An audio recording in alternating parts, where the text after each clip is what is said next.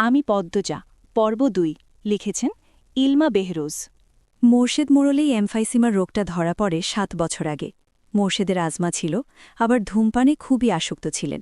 ফলে ফুসফুসের এই রোগটি খুব দ্রুত আক্রমণ করে বসে। মোর্শেদ খানিকটা সুস্থ হয়ে রাত ১টার দিকে ঘুমালেন। পূর্ণা প্রেমা রুমে গিয়ে শুয়ে পড়েছে। পদ্মজা বারান্দার রুমে ঝিম মেরে বসে আছেন। জানালার বাইরে চোখের দৃষ্টি। জ্যোৎস্না গলে গলে পড়ছে। কি সুন্দর দৃশ্য! পদ্মজার মন বলছে মা আসবে তার খোঁজে, পুরোটা ঘটনা শুনতে আসবেই। সত্যি তাই হল। কিছুক্ষণ পরই হেমলতা আসলেন। আম্মা, বাতিটা নিভিয়ে দাও, বলল পদ্মজা, কণ্ঠ খাদে নামানো। হেমলতা বাতি নিভিয়ে পদ্মজার পাশে বসেন। পদ্মজা তৈরি ছিল, তবুও অপ্রস্তুত হয়ে পড়ে। খুব অস্বস্তি হচ্ছে। সে গোপনে দীর্ঘশ্বাস ছাড়ল। পদ্মজা তখন চতুর্থ শ্রেণীর ছাত্রী, বয়স ১০ ছিল। খুব কম বয়সেই তাকে স্কুলে পাঠানো শুরু করেন হেমলতা। সেদিন নানা বাড়িতে সবার দাওয়াত পড়ে। হানিফ চলে যাবে সৌদিতে, তাই এত আয়োজন। পরিবারের মিলন আসর বসে। স্কুল মাঠেও সেদিন নাচগান অনুষ্ঠিত হয়। বাড়ির সবাই সেখানেই চলে যায়। বাড়িতে থাকে শুধু পদ্মজা, পদ্মজার বৃদ্ধ নানা আর হানিফ। পদ্মজা ঘুমে ছিল, তাই বাকিদের সাথে যেতে পারেনি। যখন ঘুম ভাঙে, আবিষ্কার করল বাড়িতে কেউ নেই। মোর্শেদ হঠাৎ করে অসুস্থ হওয়াতে হেমলতা বাপের বাড়িতে উপস্থিত ছিল না। পদ্ম নাকি? পদ্মজা বাড়ি থেকে বের হওয়ার উপক্রম হতেই কানে আসে হানিফের ডাক। পদ্মজা মিষ্টি করে হেসে মাথা নাড়াল। হানিফের লোলুপ দৃষ্টি তখন পদ্মজার সারা শরীর ঘুরে বেড়াচ্ছে। এইটুকু মেয়ের ফর্সা চামড়া বিকৃত মস্তিষ্কের হানিফকে যেন বড্ড টানে। আয় তো, আমার ঘরে আয়। সহজ সরল শিশুসুলভ পদ্মজা মামার ডাকে সাড়া দিল। সে শুনেছে মামা ভাগ্নে যেখানে আপদ নেই সেখানে, অথচ সেদিন সে মামাকেই ঘোর বিপদ হিসেবে জানল। পদ্মজার রুমে ঢুকতেই হানিফ দরজা লাগিয়ে দিল। পদ্মজার মন কেমন করে ওঠে হানিফের অদ্ভুত চাহনি আর দরজা লাগানো দেখে। হানিফ কুৎসিত অঙ্গভঙ্গি প্রদর্শন করতে থাকে। পদ্মজার দেখতে খুব খারাপ লাগছে, ভয় করছে। এদিকে আয়, তোর লোকে গল্প করি। হানিফ বিছানায় বসে পদ্মজাকে কাছে লাগে। পদ্মজা কাছে যেতে সংকোচ বোধ করে। হানিফ পদ্মজার ডান হাতে ধরে টেনে কোলে বসায়। তুই জানোস, তুই যে সবার থাইকা বেশি সুন্দর? হানিফের প্রশ্ন পদ্মজার কানে ঢোকেনি। সে মোচড়াতে থাকে হানিফের কোল থেকে নামার জন্য। আপত্তিকর স্পর্শগুলো পদ্মজার খুব খারাপ লাগছে। কাঁদতে ইচ্ছে হচ্ছে। মোচড়াস কেন রে ছেড়ি, শান্তিমতো বইয়া থাক। মামা মেলা থাইকার সাজনের জিনিস কিন্না দিমু। হানিফ শক্ত করে দুহাতে ধরে রেখেছে পদ্মজাকে। পদ্মজা কিছুতেই নামতে পারছে না। মামা, আমি চলে যাব, কাদো কাদো হয়ে বলল পদ্মজা। কই যাবি? মামার ধারে থাক, বলল হানিফ। হানিফের শক্তপোক্ত হাতের স্পর্শগুলো শুধু অস্বস্তি দিচ্ছে না, স্পর্শকাতর জায়গাগুলো ব্যথায় বিষিয়ে উঠছে। পদ্মজা কেঁদে উঠল। ভেজা কণ্ঠে বলল, বাড়ি যাব আমি, ব্যথা পাচ্ছি মামা। হানিফ হাতের বাঁধন নরম করে আদুরে গলায় বলল, আচ্ছা, আর ব্যথা দিতাম না, কান্দিস না। পদ্মজা চট করে কোল থেকে নেমে পড়ে। হানিফকে তার আজরাইল মনে হচ্ছে। মায়ের কাছে সে আজরাইলের অনেক গল্প শুনেছে। আজরাইল যখন জান নিতে আসবে তখন শরীরে খুব কষ্ট অনুভব হবে। এই মুহূর্তে যেন ঠিক তেমনই অনুভূতি হল। তাহলে তার হানিফ মামাই আজরাইল। পদ্মজা দরজা খুলতে পারবে না, তাই হানিফকে ভীতিকণ্ঠে অনুরোধ করল, মামা, দরজা খুলে দাও। কেন, আমি তোরে যাইতে কইছি? হানিফের কর্কশ কণ্ঠের ধমকে পদ্মজা ভয়ে কেঁপে উঠল। তার চোখ বেয়ে জল পড়তে থাকে। হানিফ পদ্মজাকে জোর করে কোলে তুলে নেয়। পদ্মজা কাঁদছে, তার খুব ভয় লাগছে। বারবার বলছে, মামা, আমি বাড়ি যাব। হানিফের তাতে বিন্দুমাত্র ভ্রুক্ষেপ নেই। বাড়িতে কেউ নেই। বৃদ্ধ সৎবাবা কানে শোনে না। পদ্মজা হানিফকে কিল ঘুষি দিতে থাকে, সেই সাথে জোরে জোরে কান্না শুরু করে। এভাবে কাঁদলে পাশের বাড়ির যে কেউ চলে আসবে। হানিফের রক্ত টকবক করছে উত্তেজনায়। সে দ্রুত ওড়না দিয়ে পদ্মজার মুখ হাত পা বেঁধে ফেলে। পদ্মজার দুচোখের পানি হানিফের চোখে লাগেনি। হানিফ ভীষণ আনন্দ পাচ্ছে, পৈশাচিক আনন্দ পাচ্ছে। সে সিগারেট জ্বালায়। খুব আনন্দ হলে তার সিগারেট টানতে ইচ্ছে হয়। সিগারেট টানতে গিয়ে মাথায় আসে নৃশংস ইচ্ছে। নাক মুখ দিয়ে ধোঁয়া উড়িয়ে সিগারেট ২ আঙুলের মাঝে রেখে পদ্মজার বাম পায়ের তালুতে চাপ দিয়ে ধরে রাখে। পদ্মজা হাউমাউ করে কেঁদে উঠল। হেমলতা ২ হাতে শক্ত করে মেয়েকে বুকের সাথে জড়িয়ে ধরেন। পদ্মজা কাঁদতে কাঁদতে বলল, আম্মা, তখন আমার খুব কষ্ট হচ্ছিল। আমার দমটা বেরিয়ে যাচ্ছে মনে হচ্ছিল। আমি তোমাকে খুব ডাকছি আম্মা, তুমি আসোনি আম্মা। পদ্মজার কথাগুলো হেমলতার বুক রক্তাক্ত করে দেয়। এ যেন ১৯৭১ সালের পাকিস্তানিদের নৃশংসতা। নিজের চোখে তিনি দেখেছেন পাকিস্তানিদের নিষ্ঠুরতা। হানিফ আর তার দেখা অত্যাচারী পাকিস্তানিদের মধ্যে কোনো তফাত নেই। হেমলতা নির্বাক, বাকরুদ্ধ। শুধু অনুভব হচ্ছে তার বুকে পড়ে আদরের পদ্মজা হাউমাউ করে কাঁদছে। সর্বাঙ্গ যেন কাঁপছে, হানিফকে ক্ষতবিক্ষত করে দিতে হাত নিষ্পিস করছে। সেদিন একটুর জন্য পদ্মজা ধর্ষণ হয়নি, বাড়িতে সবাই ফিরে এসেছিল। পদ্মজা পোড়া স্থানের যন্ত্রণা সহ্য করতে না পেরে অচেতন হয়। বাকিটুকু আর পদ্মজাকে বলতে হয়নি, হেমলতা জানেন। পদ্মজার গা কাঁপিয়ে জার আসে, ২১ দিন বিছানায় ছিল। ততদিনে হানিফ দেশ ছেড়ে চলে যায়। পদ্মজা ভয়ে লজ্জায় ঘটনাটি কাউকে বলেনি। পায়ের পোড়া দাগ দেখে যখন হেমলতা প্রশ্ন করেছিল, পা এমনভাবে পুড়ল কি করে, পদ্মজা সহজভাবে জবাব দিয়েছিল, চুলার কাছে গিয়েছিলাম, চুলার লাকড়ির আগায় পা লাগছিল। কথাটা পদ্মজা সাজিয়েই রেখেছিল, সাথে অনেক যুক্তি, তাই মিথ্যে বলতে একটুও কাঁপেনি। পুরো ঘটনাটা পদ্মজার বুকে তাজা হয়ে আছে। এই ৬ বছরে লুকিয়ে কতবার কেঁদেছে সে। সবসময় চুপ করে কোথাও বসে থাকত। হেমলতা মেয়ের নিশ্চুপতা দেখে মাথা ঘামাননি, কারণ পদ্মজা ছোট থেকেই চুপচাপ ছিল। কিন্তু আজ হেমলতার খুব আফসোস হচ্ছে, নিজেকে অপরাধী মনে হচ্ছে। তিনি ভেবেছিলেন তার ৩টা মেয়েই তার কাছে খোলা বইয়ের মতো, চাইলেই পড়া যায়। বিশেষ করে পদ্মজাকে বাড়ির পেছনের নদীর বুক দিয়ে তরতর করে বয়ে যাওয়া স্বচ্ছ টলটলে পানির মতো মনে হতো, যার জীবনে অস্বচ্ছ বলতে কিছু নেই, সবই সাদামাটা সহজ সরল। অথচ পদ্মজার জীবনেই কত বড় দাগ জলজল করে জ্বলছে, কত বড় ঘটনা লুকিয়েছিল। মেয়েরা কথা লুকিয়ে রাখার সীমাহীন ক্ষমতা নিয়ে জন্মায়। কথাটি নিজের মেয়েদের ক্ষেত্রে মাথাতেই আসেনি। পদ্মজা শান্ত হলে হেমলতা বললেন, পাটা দেখি। পদ্মজা বা পা বিছানায় তুলল। হেমলতা পদ্মজার পা কোলে নিয়ে পোড়া জাগটা দেখেন মনোযোগ দিয়ে। রক্ত টকবক করে ওঠে, রন্ধ্রে রন্ধ্রে হিংস্রতা যেন লুটোপুটি খাচ্ছে। এই পোড়া দাগ হানিফের রক্ত দিয়ে মুছব। কথাটি কত সহজ করে বলেছেন হেমলতা, তবুও পদ্মজা কেঁপে উঠল। কি যেন ছিল কথাটিতে, শরীরের পশম দাঁড়িয়ে পড়ে। হেমলতা বারান্দার রুম ছেড়ে বড় ঘরে ঢুকেন। মিনিট কয়েক পর রামদা ছুরি হাতে নিয়ে উঠোনে যান। উঠোনের একপাশে শক্ত পাথর আছে, ছুরিটা পাথরে ঘষতে থাকলেন সাবধানে।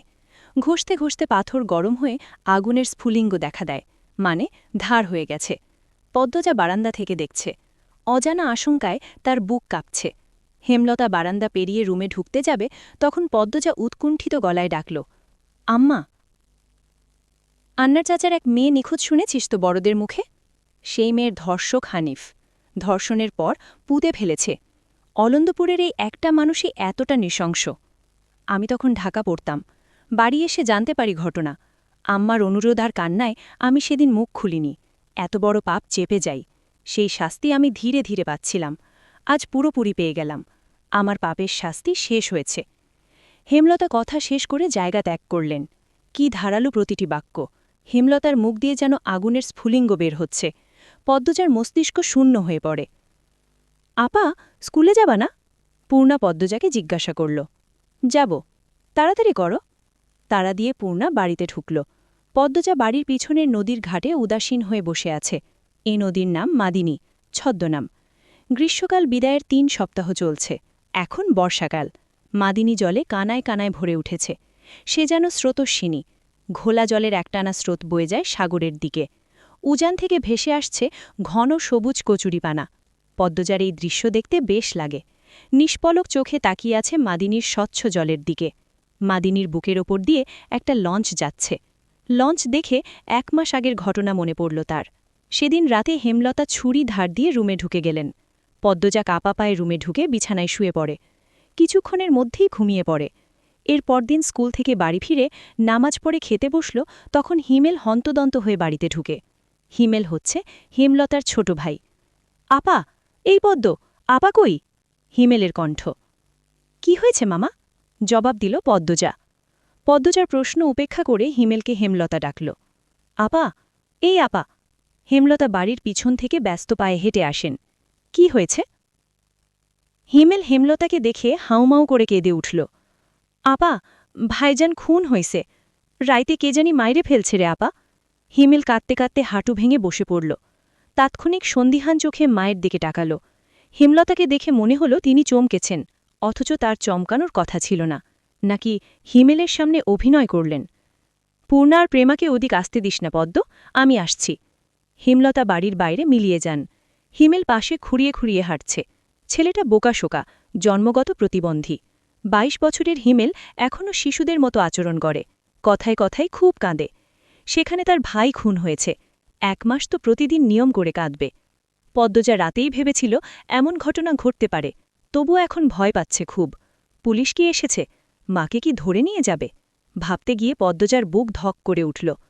গ্রামের কাছেই শহর, থানা, পুলিশ নিশ্চয়ই চলে এসেছে। পদ্ম ধপ করে মাটিতে বসে পড়ল। সে ঘামছে খুব, নাক মুখ গলা ঘেমে একাকার হয়ে যাচ্ছে। পূর্ণা খুনের কথা শুনে খুব ভয় পেয়েছে। তার মনে হচ্ছে সেও খুন হবে। খুব বেশি ভীত পূর্ণা। পদ্মজার শরীর কাঁপতে থাকে। চোখে ভাসছে হেমলতাকে পুলিশ শিকল দিয়ে বেঁধে নিয়ে যাচ্ছে। তার খুব কান্না পাচ্ছে। আর সময় নষ্ট না করে তড়িঘড়ি করে উঠে দাঁড়াল পদ্মজা। মাথায় ওড়নার আঁচল টেনে নিয়ে পূর্ণার উদ্দেশ্যে বলল, প্রেমারে দেখে রাখিস বোন। বাড়ি ভর্তি মানুষ, আরও মানুষ আসছে। হেমলতা মানুষজনকে ঠেলে হানিফের লাশের সামনে গিয়ে দাঁড়ালেন। তখন ফর্সা রঙের দুজন মহিলা ঝাঁপিয়ে পড়ে তার উপর। আকস্মিক আক্রমণে হেমলতা অপ্রস্তুত হয়ে পড়েন। খেয়াল করে দেখেন দুজন মহিলা তার মা আর বোন। তারা হাউমাউ করে কাঁদছে, কিন্তু হেমলতার তো কান্না পাচ্ছে না। ব্যাপারটা লোকচক্ষু ঠেকছে না। একটু কি কান্নার অভিনয় করা উচিত? হানিফের মৃতদেহ দেখে মনে হচ্ছে কেউ ইচ্ছে মতো কুপিয়েছে। হেমলতা তা দেখে শান্তি লাগছে। এমন শান্তি অনেক দিন পাওয়া হয়নি। পদ্মজা সেখানে উপস্থিত হয়। হেমলতার নজরে পড়ে। ভীতু চোখে মায়ের চোখের দিকে তাকাল পদ্মজা। হেমলতা ভ্রু কুঞ্চিত করে আবার স্বাভাবিক করে নেন। পদ্মজা চোখ ঘুরিয়ে দেখছে পুলিশ এসেছে নাকি। চারিদিকে এত মানুষ। পদ্মজাকে এদিক ওদিক উকি দিতে দেখে হেমলতা এগিয়ে আসেন। চোখ মুখ শক্ত করে পদ্মজার মুখ ঘুরিয়ে দেন। পদ্মজা দ্রুত ওড়নার আঁচল মুখে চেপে ধরে গোয়ালঘরে ঢুকে পড়ল। তার মা চায় না সে কখনো এত মানুষের সামনে থাকুক। হেমলতা ঘাড় ঘুরিয়ে দেখলেন পদ্মজা গোয়ালঘর থেকে উঁকি দিয়ে বাইরের অবস্থা পর্যবেক্ষণ করছে। কিছুক্ষণের মধ্যে পুলিশ আসলো। জিজ্ঞাসাবাদ করে হানিফের লাশ নিয়ে গেল। লোকমুখে শোনা যায় হানিফ খুন হয়েছে শেষ রাতে। এরপর নদীতে ফেলা দেওয়া হয়। লঞ্চ ঘাটে লাশ ভাসে। হেমলতাকে পুলিশ নিয়ে যায়নি বলে পদ্মজা স্বস্তির নিঃশ্বাস নিল। মানুষের ভিড়ও কমে গেছে। হেমলতার মা কাঁদতে কাঁদতে ক্লান্ত হয়ে উঠোনের এক কোণে বসে আছেন। পদ্মজা গুটি পায়ে গোয়ালঘর থেকে বেরিয়ে আসলো। হেমলতা পদ্মজার দিকে তাকিয়ে মৃদু হাসেন। সেই হাসি দেখলেন হেমলতার মা মঞ্জুরা। তিনি কিছু একটা ভেবে নেন। হেমলতার কাছে এসে কিরমির করে বলেন, তুই খুন করছোস? হেমলতার কণ্ঠ স্বাভাবিক, অথচ পদ্মজাই প্রশ্ন শুনে ভয় পেয়েছে খুব। যদি নানু পুলিশকে বলে দেয়? পুলিশ তো তার মাকে নিয়ে যাবে। কাইল রাইতে তুই আইসিলি হানিফের ঘরে, আমি দেখি নাই? রাগে কাঁপছেন মঞ্জুরা। হুঁ, আসছি। হেমলতার নির্বিকার স্বীকারোক্তি। কেন মারলি আমার ছেলেরায়? তোর কি ক্ষতি করছে? আসছি বলেই আমি খুন করেছি। এত রাইতে তুই তার কাছে আর কি দরকারে আইবি? আমি তাকে মারতেই যাব কেন? মঞ্জুরা আহত দৃষ্টিতে তাকিয়ে আছেন হেমলতার দিকে। হেমলতার চোখ মুখ শক্ত। নিস্তব্ধতা কাটিয়ে মঞ্জুরা চেঁচিয়ে উঠলেন, পুলিশের কাছে যামু আমি। পদ্মজা কেঁদে উঠল। অস্পষ্ট কণ্ঠে বলে, নানু, এমন করো না। হেমলতা নিচু স্বরে কঠিন করে বললেন, আমার মেয়েদের থেকে আমাকে দূরে সরানোর চেষ্টা করো না আম্মা, ফল খুব খারাপ হবে। পদ্মজার মনে হল মঞ্জুরা ভয় পেয়েছেন। মঞ্জুরা সবসময়ই হেমলতাকে ভয় পান। তিনি চুপসে যান, শুধু ঘৃণাভরা দৃষ্টি নিয়ে হেমলতার দিকে তাকিয়ে থাকেন। পদ্মজা বুঝে উঠতে পারে না তার নানু কেন ভয় পায় মাকে। মায়ের অতীতে কি ঘটেছে? কেন তিনি এমন কাঠখোট্টা?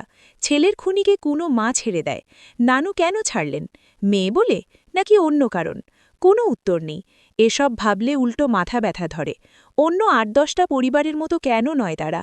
নাকি গোপনে সব পরিবারেই এমন জটিলতা আছে? প্রশ্ন হাজারটা, উত্তর কোথায়? সেদিন রাতে খাওয়ার সময় হেমলতা নিম্নস্বরে পদ্মজাকে বললেন, পদ্ম, জি আম্মা, আমি হানিফকে খুন করিনি। কারা করেছে তাও জানি না। কথাটি শুনে পদ্মজা খুব চমকায়। তার মা মিথ্যে বলে না। তাহলে কারা খুন করল? পদ্মজা প্রশ্ন করল, তাহলে শেষ রাতে মামার কাছে কেন গিয়েছিলে আম্মা? হেমলতা জবাব দেননি। খাওয়া ছেড়ে উঠে যান। পদ্মজার ভাবনার সুতো কাটল কারো পায়ের আওয়াজ শুনে। ঘাড় ঘুরিয়ে মোর্শেদকে দেখতে পেল। মোর্শেদ পদ্মজাকে ঘাটে বসে থাকতে দেখে বিরক্তিতে কপাল কুচকান।